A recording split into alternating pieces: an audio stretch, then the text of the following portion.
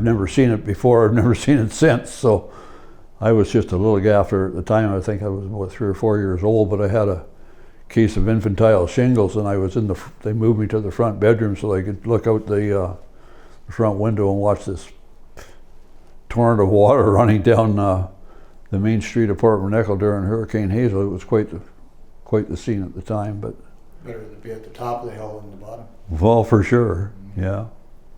So when you went over to the Port McNicoll school, that was the only school in town. So all the kids had. That was the only school in town. My dad went there as a child, and I don't. Yeah, his brothers would have too. And I've got several pictures of his classrooms and stuff like that, and that's the school that they had, and it was a great school. We had wonderful teachers. We had Mrs. Benson was our grade 1 teacher. Split classes, 1 and 2, 2 and 3, 3 and 4, 4 and 5, 5 and 6, and so on. Until we went into high school, and it was a busy place. The classrooms were full. I mean, there wasn't any such thing as teachers could only have so many kids. If the kids were there, they were there. I mean, that was the teachers were they were busy people. Miss May Moriarty was a grade 2 teacher. Thelma Sovey, I think, was our 3-4 teacher. And we had the 2 Helens that lived in town. They grew up as friends from the. They taught us 5 and 6 and 6 and 7, I believe it was. Helen Rudy and Helen Kovalik.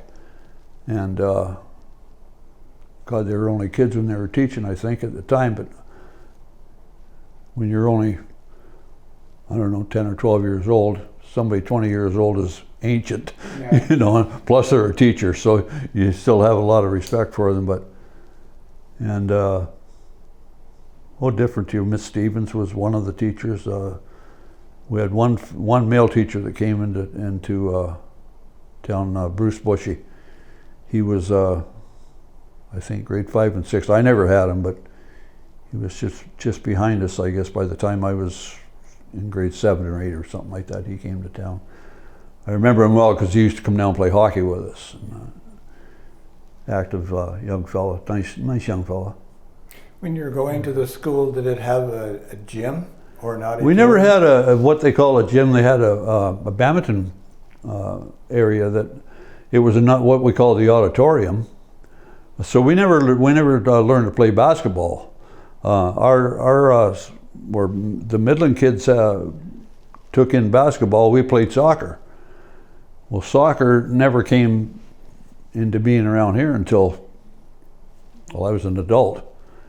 People took up soccer as when it became a world sport, or known as a world sport, with television and everything coming in. Soccer was very popular.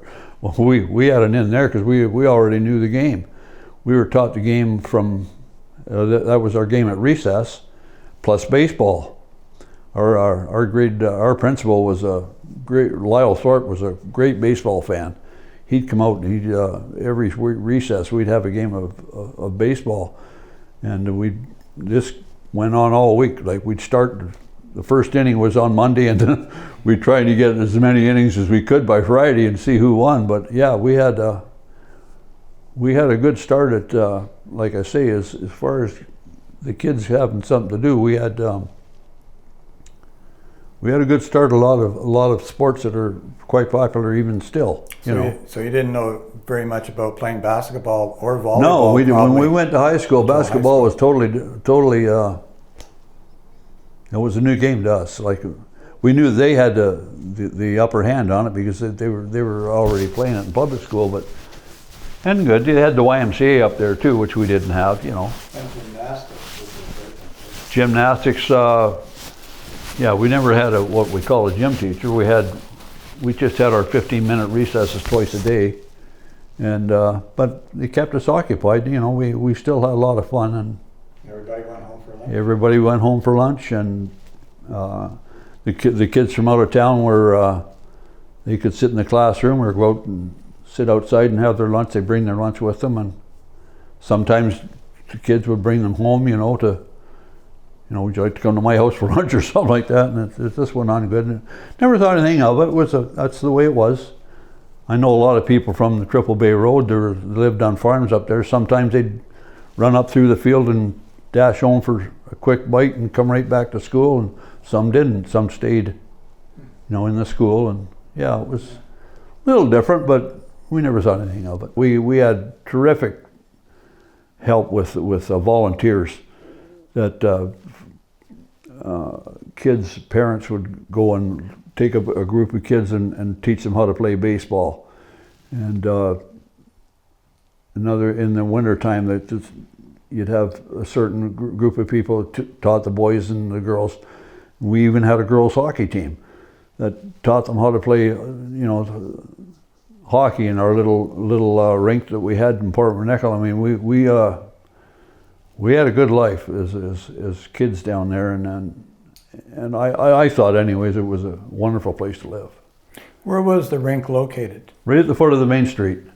Right at the foot of the main street, across from the CPR office, from the CPR terminal where the railway came in, where the passengers unloaded.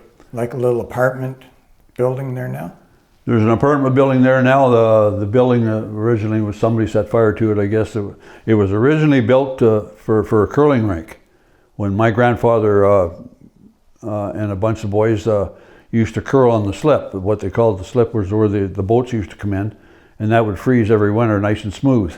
And they'd go down there with their curling stones, and they'd curl back and forth up and down the slip. Well, they decided they would get together and all this excess sheet metal and stuff like that from the CPR sheds or the elevator, that they'd have any extra lumber, that they decided to build a three, I think it was, I'm pretty sure it was three rinks wide.